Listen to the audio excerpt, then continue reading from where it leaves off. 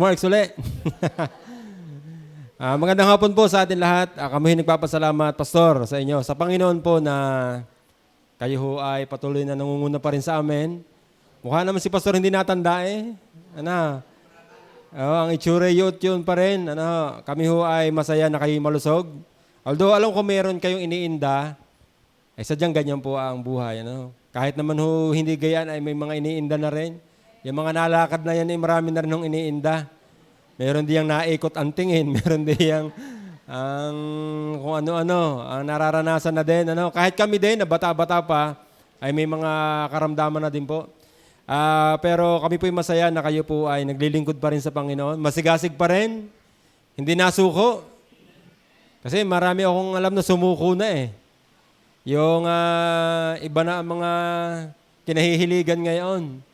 May mga pastor ako, alam ko, yun ang pastor na naging daan ng aking kaligtasan din. Si Pastor Bert. Nakikita ko na din na kanyang mga vlog ngayon. Nakita ko mga post, sari-sari na eh. Sari-sari na din eh.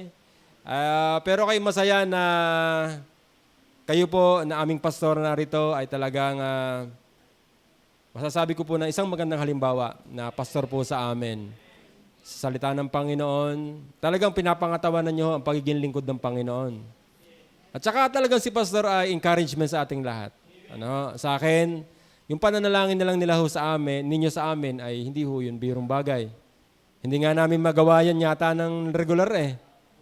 Yung kahit nga yung pananalangin mismong pang sarili ng line-up, palya pa. Ay, yung inyo pa na may panalangin pang iba, ay hindi ho yun madaling bagay.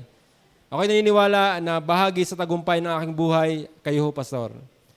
Dahil po sa inyong mga pangaral sa amin, sa inyong pag-isikap na kami ho'y maturuan, na kami ho'y magamit sa gawain ng Panginoon. Kasi mga kapatid, ang alam ko pong susi ng pagtatagumpay ay yung ikaw ay nasa paglilingkod nga. Ako'y naniniwala. Ako may na-experience sa tagumpay sa buhay, pero alam ko pong ang malaking reason niyan ay paglilingkod sa Panginoon. At kayo po ang nagturo sa amin noon. Alam ko pong maraming bagay na dapat kainggitan, mga rangyan ng mundo na dapat ay aming pagpunyagian, pero hindi, nabalik ho kami doon sa kahalagahan ng mas maigi ang naglilingkod kaysa makamtan mo yung mga gayang mga bagay-bagay. Oho. At ito ang maganda, habang naglilingkod ka naman sa Panginoon, nadating din yung mga bagay na yun eh, habang nasa paglilingkod. Kaya ho, ako'y naniniwala na walang bibitaw sa paglilingkod, at magtatagumpay din tayo bandang dulo. Ako'y naniniwala, kilala nyo naman po ako, kayo ay saksi sa aking buhay, kung ano mga nangyayari din sa akin. At ako hindi rin po lihim sa inyo. Alam nyo yung mga kwento nung nakaraan, ako'y may mga tagumpay na kinukwento po sa inyo. Yun po ay talagang utang na loob ko sa Panginoon. Hanggang ngayon po, ay hindi ko pa rin yung kilabot sa akin ng tagumpay na ginagawa sa akin ho ng Panginoon, hanggang ngayon ho, nararamdaman ko pa eh. Oho, nararamdaman ko pa.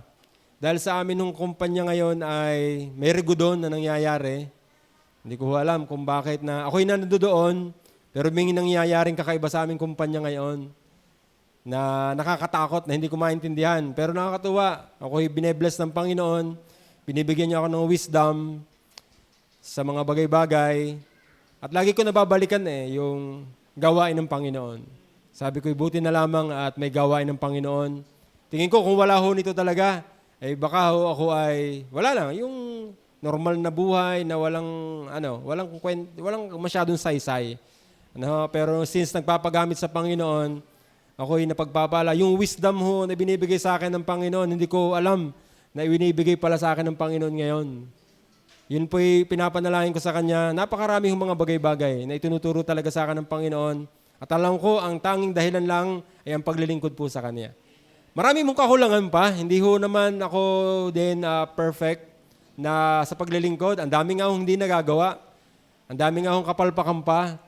Pero sa awa ng Panginoon, nakakapagsikap at nakakagawa ng gawain at sana makapagpatuloy pa sa Panginoon. At sana ho, Pastor, ay kayo po bilang aming pastor, huwag din kayo mananawa sa amin dahil kami naman hindi din nananawa sa inyo. Kaya ito yung Kung sa pelikula naririnig natin yung salitang all for one, one for all, para sa akin, applicable din po yan. Kayo po ay para sa amin at kami para sa inyo. Tayo'y magtutulungan. Walang iwanan. Yun ang goal ko sa buhay. Dati ko nang binabanggit sa inyo, kung meron man pagkakataon na may sisira at may kakalaban sa ating pastor, hindi ko kayo kakampihan. Doon ako sa ating pastor pupunta. Dahil siya ang alagad ng pastor, siya lang alagad ng Panginoon eh. Siya nakakaalam ng mas higit kaysa sa atin. Kaya kung meron sa ating mag-iisip ng against sa ating pastor, matakot ho tayo.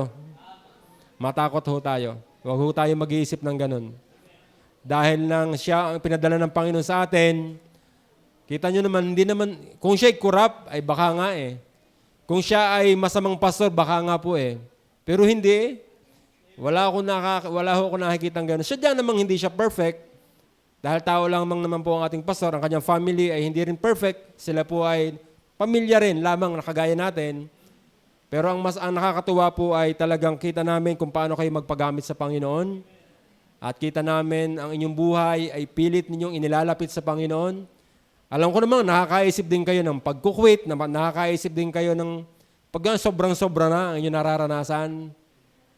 Ang inyong alam ay dapat nga yung mga kamanggagawa, yung mga kapwa-pastor na dapat sa inyo iuunawa, na dapat sa inyong mga kakampi ninyo, ay parang minsan ay siya pa nagiging kalaban at parang sila pa nagiging kontrabida sa inyo. Huwag kayong mag-alala, kami ho pastor ay nakaalalay sa inyo. Ako, ang married group, maasahan ko ba ang married group? Nakipastor po kami. Kumbaga, kami po ay kasama ho ninyo. Kaya gusto naming masaya kayo. Pag nalulungkot kayo, gusto naming sumaya pa rin ho kayo. Dahil ramdam namin, pag malungkot kami, kayo isa rin sa nalulungkot ho sa amin. Kung sino mang may sakit sa amin, alam kong kapo kayo talagang hindi ho kayo masaya. At kayo ho ay lungkot na lungkot din. Kaya, ang tanging kong pasalamat sa Panginoon, Pastor, kayo po sana ay patuloy na bigyan ng Panginoon ng kalakasan. Sana ay matagal pa kayo magpastor sa amin. Hanggang si Utoy hindi pa nalaki. Dahil alam ko yan ang susunod yan, ay talagang napakasaya ho namin na sana nga po ay huwag niyong maramdaman sa amin na kayo'y aming pinababayaan. Alam ko namang hindi kayo pababayaan ng Panginoon. Sana huwag niyong maramdaman na ang members ay lumalayo sa inyo, na kami po ay, ang kalooban ay lumalayo sa inyo. Sana huwag niyo po maramdaman yon. Dahil unang-una ako bilang leader ng married, ang gagawin ko ay ilalapit ko sila sa inyo. At yun ang aking gustong ipangako din sa Panginoon, na kayo po ay masuportahan namin sa inyong mga adhikain, sa inyong mga goals sa Panginoon. At sana ay maging katuwang niyo po kami talaga, Pastor. Maraming salamat. Mahal po namin kayo. At sana po kayo ay patuloy na buhay ng matagal pa ng Panginoon na makasama namin kayo sa paglilingkod. Maraming salamat po.